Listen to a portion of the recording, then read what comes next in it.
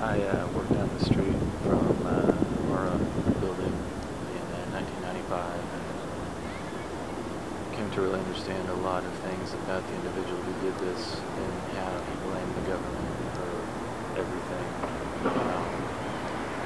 Anything that was wrong in society was their fault. As if, big business had nothing to do with anything wrong. And as if there's nothing good that can come out of social programs. Here, take a listen to this.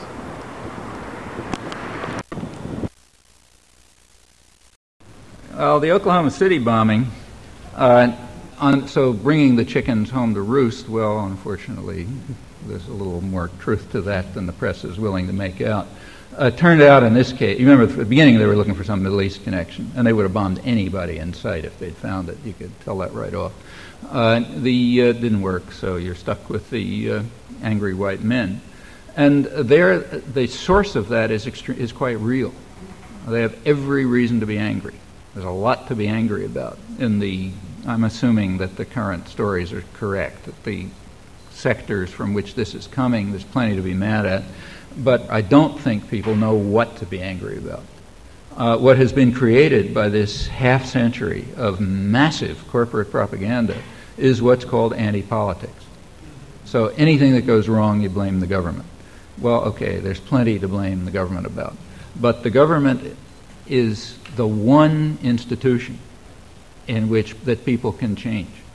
It's the one institution you can affect by participation without institutional change, right? That's exactly why all the anger and fear is directed against the government. The government has a defect. It's potentially democratic. Corporations have no defect. They're pure tyrannies. So therefore you want to keep corporations invisible and focus all anger on the government. So you don't like something, your wages are going down, blame the government, not blame the guys in the Fortune 500 because you don't read the Fortune 500, thing. You just read what they tell you in the newspapers. So you don't read about the dazzling profits and the stupendous this and the wages going down and so on. All you know is that the bad government's doing something, so let's get mad at the government. As I say, plenty to be mad about the government, but the government is exactly what Dewey described it as. It's the shadow cast by business over society. You want to change something, change the substance, not the shadow. And everyone contributes to this, including the Democrats. They're deeply committed to it. You take a look at the Clinton campaign literature. It's like, it's a I don't know what public relations firm wrote it, but whatever one did it understands their business. The thing that they were giving out at the drugstores, 10 cents on their mandate for change, as they called it, incidentally a slogan that they borrowed from Eisenhower, which shows how much change they contemplated. The first chapter of it was called Entrepreneurial Economics, and that was their big economic program. I explained how we're not old-fashioned liberals, who believe in entitlements and getting children food to eat and that sort of thing. We're interested in entrepreneurial economics, and they go on to describe it. And read it carefully. Very interesting to see how the mind of the commissar works, the really skilled propagandists, guys who get trained in the good universities. The way it works is like this. Entrepreneurial economics involves workers and their firms. It's all about workers and their firms. Anybody who works in a firm can tell you how much it's their firms. So there's workers and their firms, and then there's the government, which is going to try to help out the workers and their firms.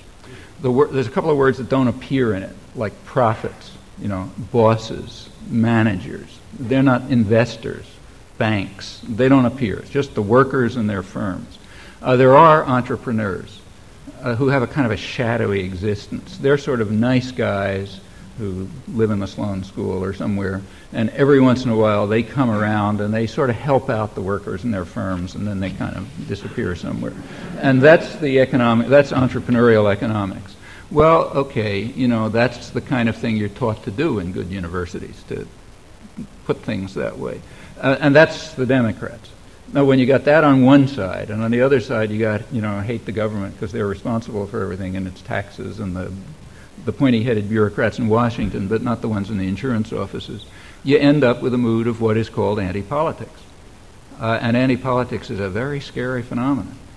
it can take the form of that it is taking, you know, forming what shouldn't be called militias, because remember, militias are things raised by states.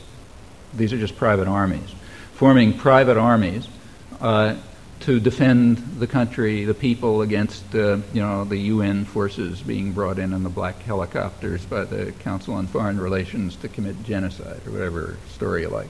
Or else it's, you know, fight against Lucifer and Beast 66, who's doing this, that, and the other thing. And that's what, if you take a look across the country, that's what people are worried about and fighting against. Aliens, you know, the devil, the UN forces, the Federal Reserve, I mean, everything except what's real, namely private tyranny, private corporate power, the guys who are listed in the Fortune 500. Well, that's an achievement. That's a propaganda achievement. And while the anger and the fear is real and it's based on something, and you got to sympathize with it because it is real, when your wages have dropped 25% roughly in, say, 15 years, and, you know, your wife has to work and your kids can't eat and so on and so forth, and you have no future and everything's rotten, you have a lot to be angry about. But people are not focused on what's doing it. That's the difference between the days in which there was a live, functioning labor movement that was organizing these people, exactly these people, to work together to change things.